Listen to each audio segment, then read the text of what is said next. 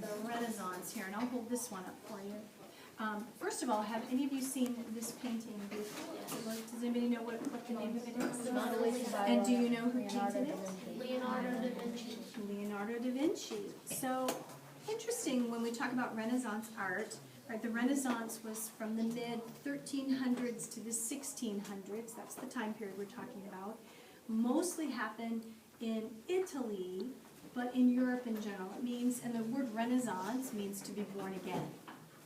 So why is this such a significant time period? Well, before this, when we talk about art, artists before the Renaissance didn't do a lot of daily life. They do paintings of religion, right? So most of the paintings were Bible stories, life in heaven, and actually if you were a poor peasant slaving away, toiling away in a field, the idea of a better future was really appealing to you. But along come Renaissance artists who said, you know what, there's beauty all around us. It's not just heaven and religion. We want to paint people, and we want to paint real life, and we want to paint what we see here on earth. So the Renaissance artists really focused on that. Now, again, what's so significant about that? Well, what's really significant about that is that they transformed art. So, because, you know, at one point, art was, because we didn't draw the body, the human body very much, the paintings, the human bodies look kind of wonky. You know, we were drawing angels or spirits or something. Here come the Renaissance artists who say, you know what, we're going to go to school, we're going to learn, we're going to practice, we're going to have sponsors who will help us pay for our education, and they will pay us for our art, and we're going to bring in something called perspective. And what perspective is from an artist is that you try to make things look real. You try to make it look like it really looks to your eye. So we're going to take a look at Leonardo da Vinci, and the question here is, what made this guy so famous? Why is this guy so good? So on the Chromebook, let me show you a few things if you have not practiced with the site here. If you want your table of contents, you see there's an up arrow, you just simply hit that, and the table of contents comes up. And we're not going to read the whole book, but we're going to read right to Leonardo da Vinci, link, which is this page here. And then to get rid of my table of contents, I'm going to hit the down arrow again. All right? So that's page 6 and 7 for those of you that need to find it. Do you see it there? Yes. Okay. So here's what I'm going to ask you to do today. I'm going to ask you to take a few notes for yourself. So I'm going to ask you to look for VIPs, very important points. What made Leonardo da Vinci so amazingly different and famous? Why do we write books about him? And this is one of the most famous paintings of all time, but why?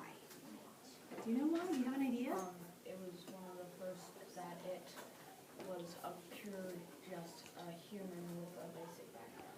That would be a great guess. I don't know. We're going to have to read and see if we can find more information about that. But you're right. It's Renaissance art is very different than what was previous to that.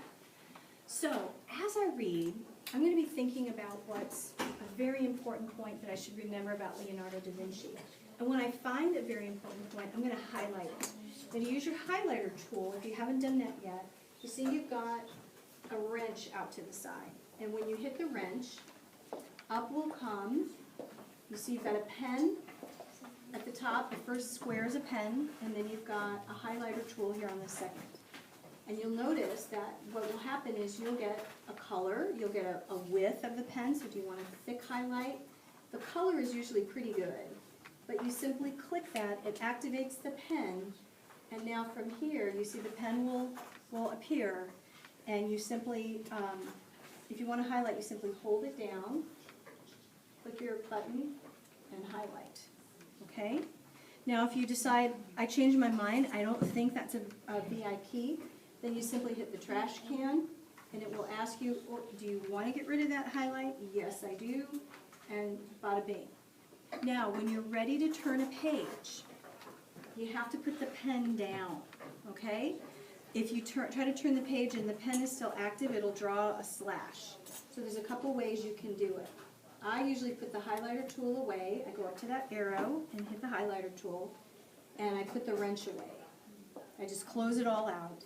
And then when you're ready to turn the page, if you go down to the bottom, you see how it lifts the page? And when you click there, it'll turn the page for you.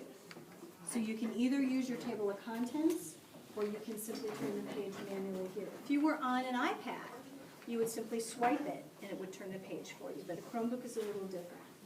Okay? So now, watch for just a second how I read, I think about Leonardo da Vinci, and how I maybe decide what a VIP, a very important point about da Vinci might be. All right?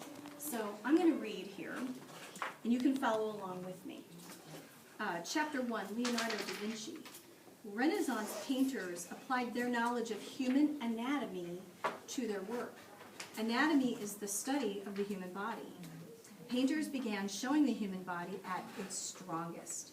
Leonardo da Vinci was a master at showing the human form. So I'm going to pause there. I'm only going to read just a tiny section. And then what I'm going to do is I'm looking over here. It says he's a master of the human form. And I'm looking over here to these photographs here of his work. Let me read this caption here. It says, Leonardo da Vinci's notebooks have given a first-hand look into the creative mind of the artist. So look at that, really looks like a human body, doesn't it? So I'm going to highlight here on my Chromebook this last sentence. Leonardo da Vinci was a master at showing the human form. So I'm going to go grab my pen, I'm going to highlight it, I'm going to activate it here, and let's see if I can do this holding it. There you go. I'm going to highlight that. Now again, when I want to put it away, I have to just drop the pen, right? So that keeps me from doing anything crazy with it. I think this is a very important point because prior to Renaissance artists, nobody was really drawing the human body. So this was a new and innovative development, all right? So let me read the next section, and you guys can help me. Think about what you think might be important here. I'm at the second column, that paragraph of the second column. Da Vinci was born in 1452 near Florence, Italy. As a child, he drew detailed pictures of the world around him. He decided to be an artist. He moved to Florence to become an apprentice. An apprentice is someone who learns a craft or trade by working with a skilled person. His teacher was painter and sculptor Andrea del Verrocchio. Andrea del Verrocchio. Okay, so I'm going to pause there. Just a small chunk. What might be important that we should remember about Da Vinci in there?